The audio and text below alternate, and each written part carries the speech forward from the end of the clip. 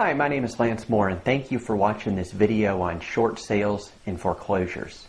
In this video I'm going to go over the definition, the process, and some things you need to know when buying a short sale / foreclosure. First, let's go over foreclosure because a lot of people get the word foreclosure confused. Foreclosure is actually the legal process that the bank goes through when they're trying to take back the home. Now, once the bank has foreclosed on the homeowner, then the property is bank owned or REO, real estate owned. When you see a short sale, pretty much all short sales are foreclosures. It's in the foreclosure process, so they're really hand in hand. Now, short sale is just that. It's when the bank agrees to sell the property short of what's owed on it. Example, a few years ago someone bought a home for $300,000. Now maybe the home is worth $200,000 and they don't have the money to bring into closing. They're falling behind in their payments and they have to go to the bank, and the bank has to agree to sell it short of what's owed on it. Now, though it is pretty easy to do a short sale, there are some sellers that just can't qualify. Much like when you buy a home, you have to qualify for the loan. When you do a short sale as a homeowner, you have to basically unqualify. There's a lot of documentations you have to fill out. So keep in mind what a short sale is and what a foreclosure is. Now, the process, it basically works like this. The banks really are not doing anything on the property until they get an offer.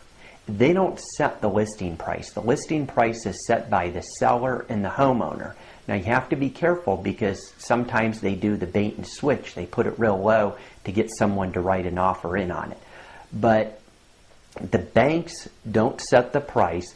What happens is when a buyer makes an offer on the property, the agent, the listing agent, usually is the person who's handling it, they get the offer and they have to submit to the bank. They have to submit the listing agreement, they have to submit the offer, and they have to submit all the information to the bank that the bank's requesting for the short sale package. Now, if any of that documentation is missing, the bank is not going to do anything on it. Sometimes it could take several weeks before the agent gets all the documentation from the seller. So it's good to know where the seller is with all their documentation, if they have it all turned in already, or when you submit the offer, if you're waiting for it. Once all the documentation is turned in, it goes to a setup department. The setup department makes sure everything is turned in, and then they simply set it up in their computer system. They order the BPO, or broker's price opinion, or appraisal, this to trying to find out what the value of the property is. Once that's done, and now let me say this, the bigger the bank, the longer this could take. Example, Bank of America is the biggest bank out there and they take the longest. Other banks like Wells Fargo, Wachovia, Chase, Citi, they could take quite a while as well. Small little banks or credit unions generally won't take that long. So once it goes out, it gets done, the BPO's in, it's in the setup department, it then gets turned over to a negotiator. Again, depending on how busy the negotiator is, they're going to negotiate the deal. Once they look at the BPO or appraisal, they'll have an idea on what the value of the property is. Now, this is the misconception that a lot of people don't really understand. It's generally not the bank who owns the note. It's a company like Fannie Mae, Freddie Mac, HUD, VA, private mortgage insurance, maybe investors like a hedge fund company, and they all have their guidelines. So let's use HUD for an example.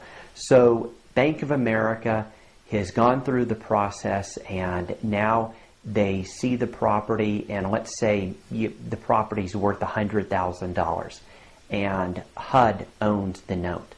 HUD's guideline states that they could only take 85% net. So after everything's paid off, all the attorney's fees, the back taxes, the homeowners associations, the commissions, the recording fees, the title insurance, the deed stamps, after everything's paid off, it cannot exceed 85% net. If it does, the investor just won't do the deal. So you have to really have an idea on what the value of the property is. So if you see something and you think it's worth 100 and it's for sale for 60,000, you might want to think twice about putting an offer. That could be a bait and switch. Now, most short sales are taken anywhere from probably around 2.5 months to 4 months. If it's a bigger bank like Bank of America, it could be anywhere from 3.5 to 6 months. A lot of people will say, well, why don't these banks get it done quicker? Well, here's the problem. The banks like Bank of America, Wells Fargo, Wachovia, they don't own the notes. They're the servicers. They're wanting to drag this out as long as humanly possible because they're getting servicing fees on it. So it doesn't behoove them to get this done right away.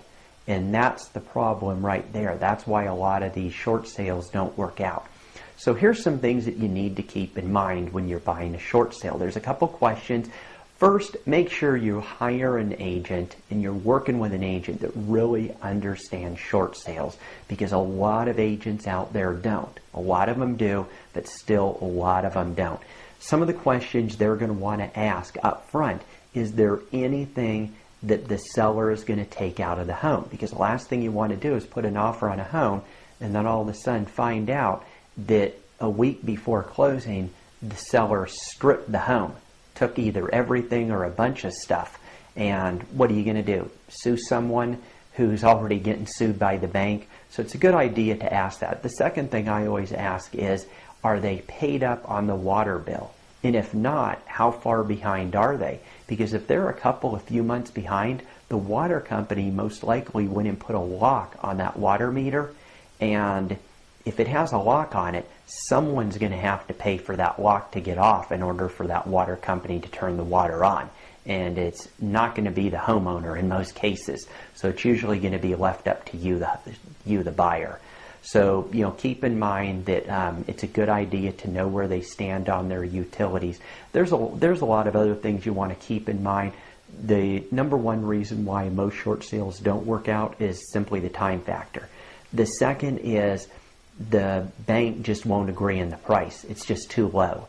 Maybe it was just a real low offer and it was accepted, or maybe the listing agent and the seller, the homeowner, put a real low price on it to sort of bait and switch people to get the offer in.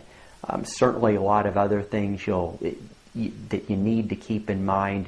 Example, sometimes the seller will have to sign a note, a promissory note, and they refuse to do that, so the deal's dead. If there's a first and second mortgage company, and always have your realtor find this out, if there's a first and second mortgage company, who are they and what's the situation of them? Because a lot of times the first and second mortgage companies, they don't work well with each other. And sometimes the first mortgage company will say, well, we'll only give you $3,000. The second mortgage company says, no, we want $8,000, and the deal's dead. So there's a lot of things you need to keep in mind. Look at the house and the overall condition of the house.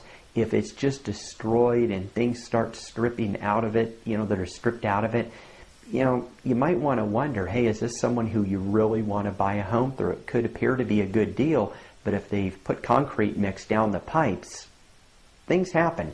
And so you really need to keep in mind, again, get a hold of an agent, sit down with the agent, and have him explain this to you. Because I've had a lot of buyers that have come to me after the fact, and they've watched my videos, and they've learned more on these videos than their agents ever told them, because I've been doing short sales for a long time, for over 10 years now. So you want to make sure your agent's experienced, and keep in mind when you're reading on the internet, it's good, but the information is only as good as the source. And there's a lot of great sources out there, but there's a lot of really bad sources out there as well. I hope this helps. If you have any questions, don't hesitate to give us a call or shoot us an email. Have a great day.